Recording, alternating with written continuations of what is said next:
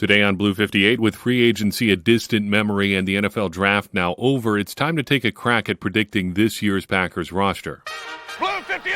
Hello and welcome to another episode of Blue 58, the one and only podcast of thepowersweep.com. I am your host, John Meerdink, and I am very happy to be with you here for another episode. It's time to do a roster prediction. Right up top, I want to say this is less an actual prediction and more an exercise in two things. First, it's proof to ourselves how much roster building ends by the start of the month of May. Looking through this roster, not only are there very few opportunities to add someone meaningful, there's just very little reason to at this point. You've got so much competitions at the spots where you need people that even if there was someone out there that you thought could make a difference, why bother at this point? Unless you get to training camp and there's some kind of injury or some sort of situation where you get on the field and you say, all right, this is really bad. This is worse than we thought. We thought this was going to be a weak position. It turns out it's even worse than we thought it was. We got to go out and get somebody to see if we can shore this up here at the last second. It's also a reminder to ourselves of how little there's really competition. Looking through this roster, you see there is some competition some places, but it's more competition across positions. The real jobs, the ones where you're going to play most of the playing time, is basically set. Looking across the starting lineups, you don't see, either on offense or on defense, much, if any, real opportunity for someone to come in and win a starting job that someone doesn't already have a very strong claim to. Maybe linebacker, but that one is going to be a position in transition anyway. Cornerback, there's opportunities available from Jair Alexander, but we knew that. Safety, everything's up for grabs, technically speaking, since there really aren't any holdovers from last year outside of Anthony Johnson. It's not a roster that's really in flux at this point. And I think that runs contrary to, I guess, the way that I grew up thinking about it, the way that it was often presented in the media. Kind of we're going to get to training camp. We're going to have some battles. We're going to see how things shake out. That might be true on a case-by-case basis, year by year. By and large, these rosters are set, and they're set pretty much across the league because things aren't going to be that different from team to team.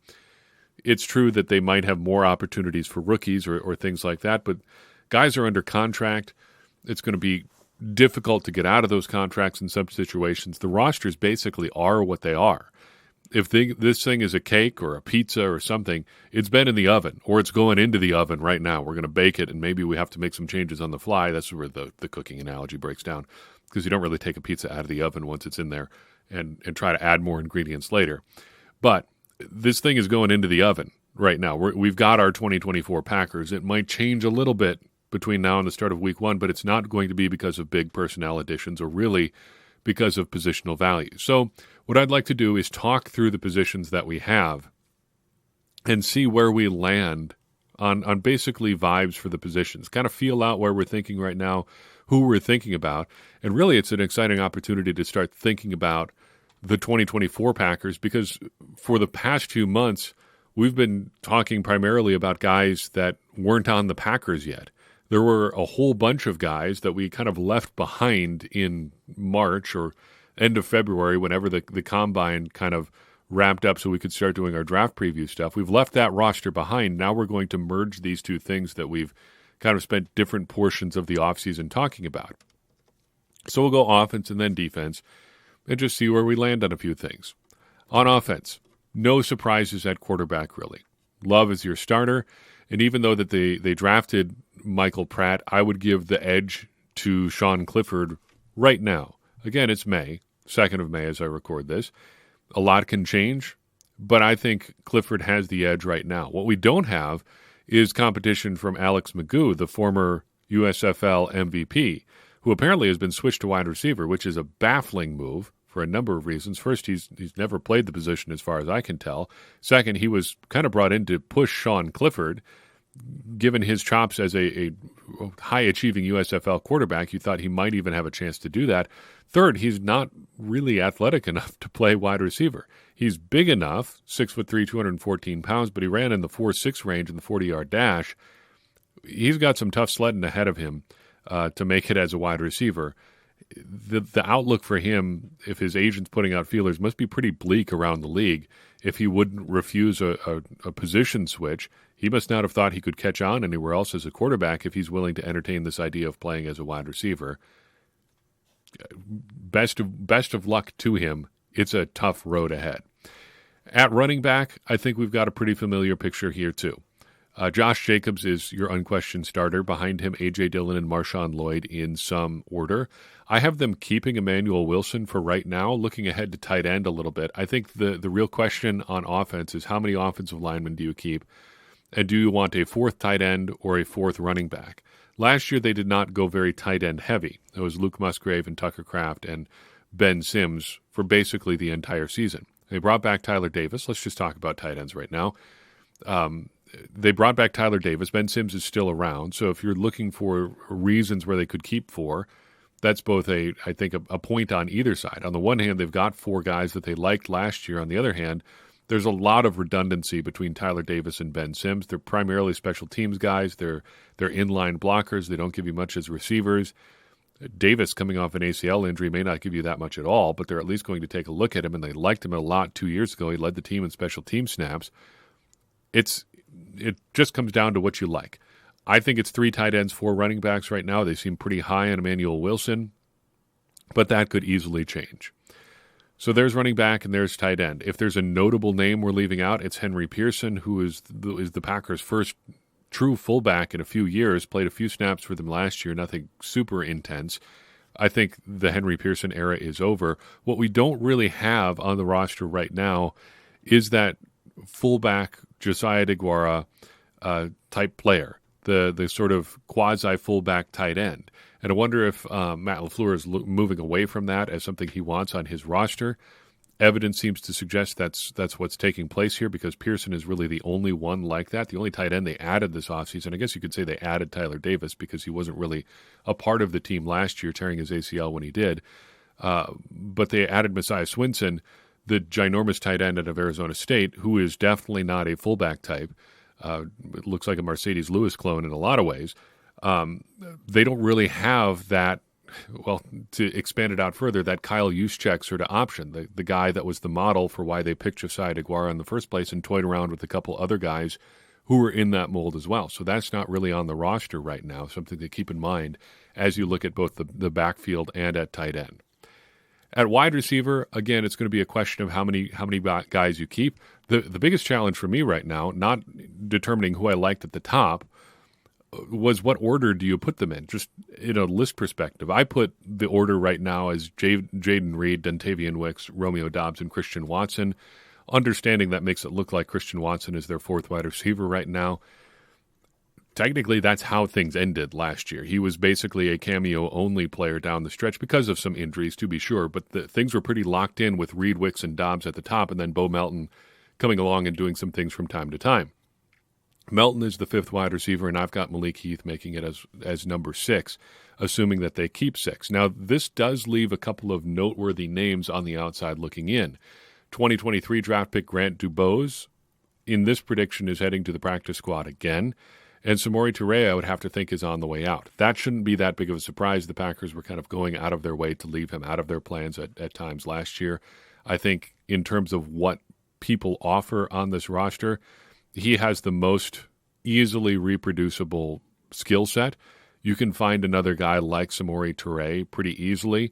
Dubose, I think, is more valuable from that perspective, from a height, weight, speed perspective. Heath was a much more productive receiver in college and did some good things for the Packers last year and is bigger than Toure.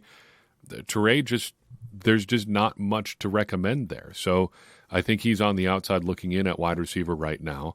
Having hung around for a couple years, that's pretty good, I guess. But I think the end is here for Samori Toure. Now, the offensive line. I think right now they've got 9 guys that they're going to keep. They could go up from there. I'd be surprised if they go down from there. The top 5, I don't know if you start these 5 guys in this order, but I think your top 5 right now are Rasheed Walker, Elton Jenkins, Josh Myers, Zach Tom, and Jordan Morgan. That is a theoretical left-to-right lineup. You've got Walker at left tackle and Morgan at right tackle. You could easily flip-flop those two names, but I think Tom is inside because looking at the rest of the likely candidates to end up on the roster, we end up very tackle-heavy. Let's talk through it on the back half. So your backup linemen right now, I think, are Jacob Monk, who I think is going to make it. He might even push for a starting job.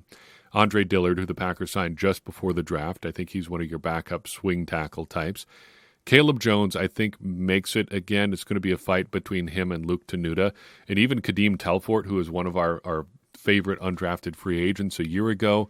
Another massive offensive tackle there. And then Sean Ryan is there as well. But just looking at those guys, you don't have a lot of interior options. You may not need a lot, but I don't think there are a lot outside of your top five there that you feel good about with depth.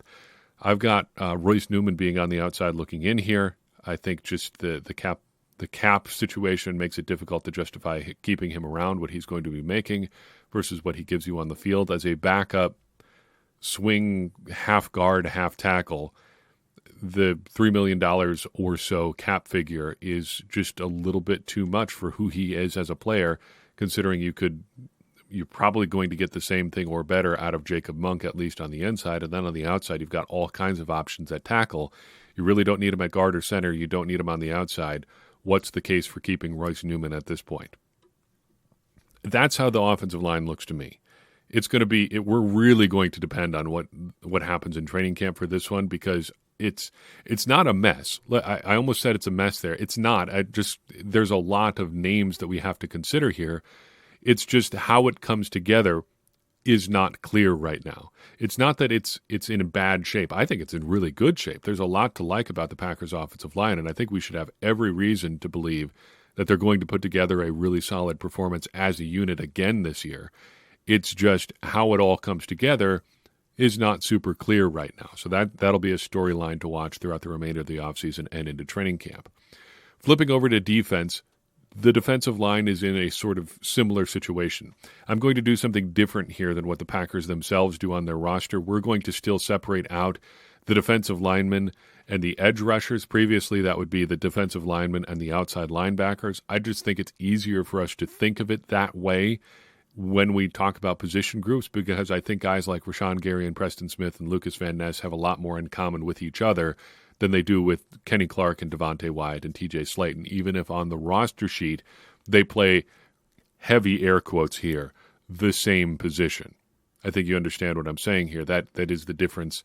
It's where things get confusing in the 4-3-3-4 breakdown. The 3-4 probably more accurately describes the difference between what these guys do than the 4-3 does, just because of how you group things. I am very tired about talking about the difference between the 4-3 and the 3-4.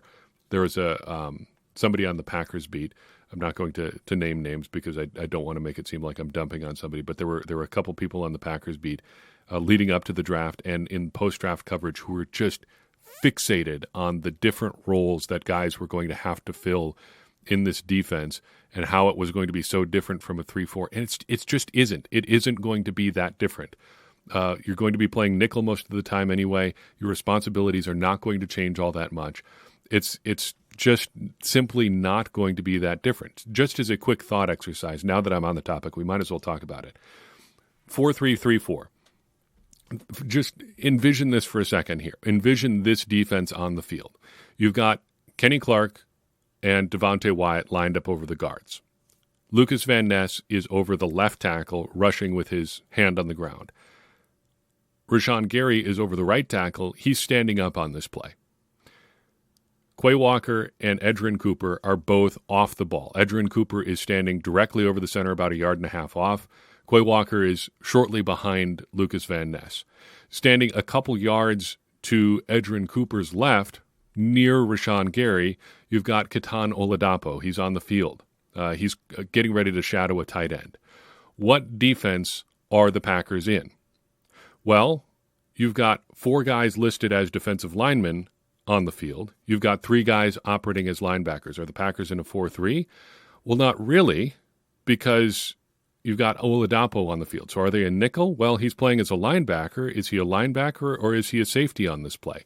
Then, if you really want to get precise here, you can say, well, there's 4 guys operating as a linebacker and 3 guys that are having their hands down on the field. That's a 3-4.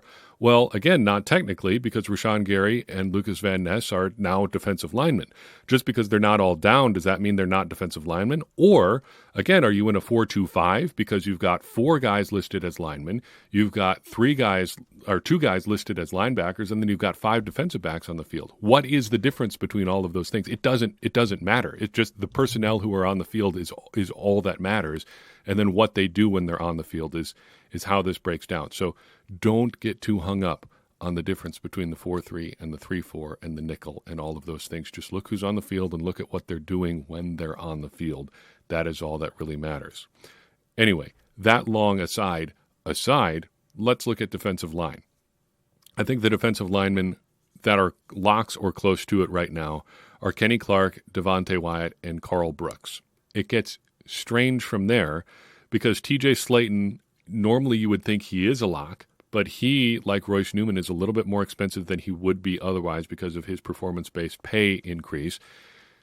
And he's not a super great fit for what typically guys like Jeff Hafley ask for their nose tackles to do. The alignment is slightly different, and we just talked about how we don't like to talk about the 4-3-3-4 difference. But as a nose tackle, as an interior defensive lineman, put it that way even, Slayton is going to be in Hafley's version of the defense a lot more interested in rushing the passer than he is going to be in eating blocks and just taking up space. There really isn't a role like what TJ Slayton does or is best at, put it that way, like what TJ Slayton is best at in this version of a defense. So perhaps he's a trade candidate. Perhaps he moves on some other way. I don't know. But I think as of right now, we have to assume he's going to be on the roster while noting that he's probably not a great fit. To round things out, I've also got Colby Wooden making the roster. He has supposedly added some weight, jumping up to his mid to low 270s weight, up close to 290. That makes him a much better fit as an interior rusher than he would have been otherwise. I still wonder why they wouldn't try to go the other way with him. I think it aligns a lot more with what he did in college than what they're trying to do with him in the NFL. Just have him slim down a little bit and play defensive end as opposed to trying to be an interior rusher. He just seems like he was too small to be an interior guy, but now he's added a little bit more weight. We'll see if he can make it as an interior guy. I just don't think there are a lot of other guys we need to talk about on the defensive line right now. If you were looking for a late addition, and the Packers did want to do something with TJ Slayton, this might be a situation where they try to add a big body just right there in the middle. We'll see if that ends up happening, but for right now, I think Slayton is on the roster, as is Colby Wooden. On the edge, not too hard here. Rashawn Gary, Preston Smith, Lucas Van Ness, your top 3 guys in some order. J.J. Enagbare, kind of surprisingly, a real option behind them. If you wanted to say he's going to start on the physically unable to perform list, that seems like a reasonable guess. But the Packers blew our conservative estimates for both Rashawn Gary and Eric Stokes out of the water last year when both of them ended up, on the field fairly early and contributing fairly early. So Enagbare, who did not fully tear his ACL, it was revealed recently that he only had a partial tear there late in the end of the season. Is going to be a factor on the edge here early in the season. Brenton Cox is the 5th one, though, and I think he's a little bit of a question mark right now. He was essentially a redshirt last year, really didn't have any meaningful snaps, didn't do a lot of special team stuff either. Keyshawn Banks actually got nods ahead of him down the stretch and into the playoffs because he gave the Packers a lot more on special teams. I think Cox makes it on the value of his pass rush stuff, but of the 5 edge rushers we've mentioned, he is definitely, I think, in the most significant danger right now. At linebacker, off the ball, probably more than last year. I'm not really sure right now how many more actually means. I think Quay Walker and Edgerrin Cooper are your top 2 right now. Isaiah McDuffie right there after them. Tyron Hopper is going to make it just on the strength of his draft position. The Packers are really high on him, and to be fair, we haven't talked about it a whole lot. We'll probably have to get to it in the next couple of weeks. But his 2022 season apparently much stronger than his 2023 season. The Packers thought of him as a potential second-round pick. They considered themselves lucky to get him at the end of the 3rd. Maybe that ends up bearing out itself in the future. I don't know.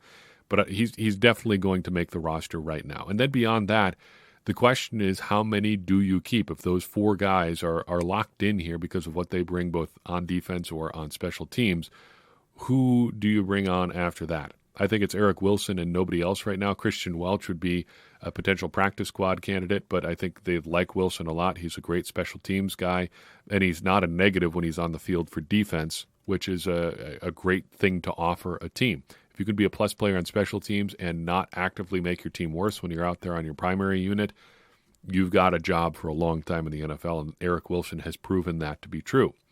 Quarterback, I think it's 6 guys as of right now. In some order, your top 4 are going to be Jair Alexander, Keyshawn Nixon, Carrington Valentine, and Corey Ballantyne. Valentine is probably the starter opposite Alexander right now. Ballantyne is going to be in the mix too as well. He did a lot for the Packers last year, for good and for ill. He was not a perfect corner, but battled and held his own out there, I think, in a lot of situations. I think Kalen King, the 7th-round pick, is going to make it here, partly because there's not a lot of other competition. There's not a lot of other prospects out there. You could talk about a guy like Robert Rochelle, or maybe Anthony Johnson, the cornerback version of Anthony Johnson. But I don't think there's anybody who's a super big contender that jumps out right now. Now, that could change between now and the start of training camp or after training camp gets started. But I think your top 3 or 4 are definitely set. And beyond that, you've got Kalen King and then Eric Stokes. The Packers seem really encouraged by what he's shown this offseason, by his recovery from his injuries last year and his ability to handle the long-term stuff that he's been dealing with. I'm not going to bet against what the Packers are saying right now, but I think we could be we're closer to the end than the beginning on Eric Stokes, barring a dramatic reversal at this point. But stranger things have happened, and if he gets healthy, you never know. That's a big if at this point, but again, it could happen. At safety, we've got Xavier McKinney and Javon Bullard as the top 2 right now. That seems pretty uncontroversial. Beyond them, Evan Williams and Kenton Oladapo, I think, are firmly ahead of Anthony Johnson. Johnson, we can't forget, is still pretty new at this whole safety deal. Unfortunately, the Packers brought in a bunch of guys this offseason who are not so new at it. McKinney is an established player. Bullard was as clean a prospect as you were going to find at safety, especially at the point when the Packers drafted him. And Williams and Oladapo are both longtime players at that position, both more highly decorated at what they did in college than Johnson was, considering he basically didn't do anything as a safety in college. I don't think it should be super controversial to put him behind them right now. The Packers were clearly looking to upgrade or revamp their safety position this offseason. They have done it quite firmly here. We have pretty clearly. We've reversed course on safety. We've got a different safety room now than we did a month ago or 2 months ago even. But what it turns out to be is still a work in progress, but I think early signs are encouraging. I think it's going to be hard for non-drafted guys to get a real shot at safety this year. Benny Sapp was around last year, spent quite a bit of time on the practice squad, even made a brief appearance on the active roster, primarily a special teamer. Look at Benny Sapp compared to Oladapo, just who they are as players, what they've been as players to this point in their career. I think that's the direct competition there. I think Oladapo has got to be an easy favorite there, especially considering he was a draft pick and Sapp isn't. The economics of football sometimes work against you, no matter how intriguing of a prospect you may be. All things being equal, the conversation might be different, but all things are not equal on an NFL roster, and they rarely are, and that's just the facts. That's how it goes. If you are a low roster guy, you're going to lose out most of the time to a guy who is a draft pick just because you're starting your quest to the roster from a much different position than he is. Finally, at your specialist positions, Daniel Whelan is the only guy not facing competition right now. I think he's a good bet to be the Packers punter this year. For right now, I'm going to assume that it's Greg Joseph and not Anders Carlson at kicker. I think just Joseph seems to be the more polished guy right now. He certainly has done it at a higher level in the NFL than Carlson has, though he did not do it at an overwhelmingly high level in his most recent opportunities. I just think he has a slight edge over Carlson just given his track record. Now, Carlson, as we pointed out with the safeties, is a draft pick, so he may have a little bit of momentum there or a little bit of an inside track. But if it just comes down to performance, I think Joseph is probably going to beat him if he can be at all more consistent than Carlson was. And finally, at long snapper, I think the undrafted free agent Peter Bowden makes it over Matt Orzik, just because of wanting to change and wanting to find a little bit of an edge here. If Bowden could be any more consistent than Orzik was in 2023, you might have a new long snapper here in Green Bay. You might as well keep churning them until you can find one that you really, really like, because once you've got one, he could play for 15 years. And maybe Bowden is that guy for the Packers. That would be a fun story. A guy who did it at Wisconsin is going to end up doing it in Green Bay, and maybe he ends up having a job for quite a while. That's the roster. Again, hopefully you see as we talk through this that there's not a lot of competition available here. There just isn't much potential turnover in play. The Packers aren't going to dramatically reshape a position between now and training camp, or likely even now and the end of training camp at the start of the regular season. The 2024 Packers are here. What the initial 53-man roster looks like might be a little bit different from what we see right now, but it's not going to be that different. It's going to take some injuries or something really unexpected in training camp to really shake things up from here. That's all I've got for you on this episode of Blue 58. I appreciate you tuning in. I would appreciate it even more if you'd take a second and share this episode with someone you think would enjoy it. It's going to help more people find the show and get more people involved in this conversation you and I are having about the Green Bay Packers, which in turn is going to help all of us, me included, become smarter Packers fans. And as I always say, smarter Packers fans are better Packers fans, and better Packers fans are what we all want to be. I'm your host, John Meerdink. We'll see you next time on Blue 58.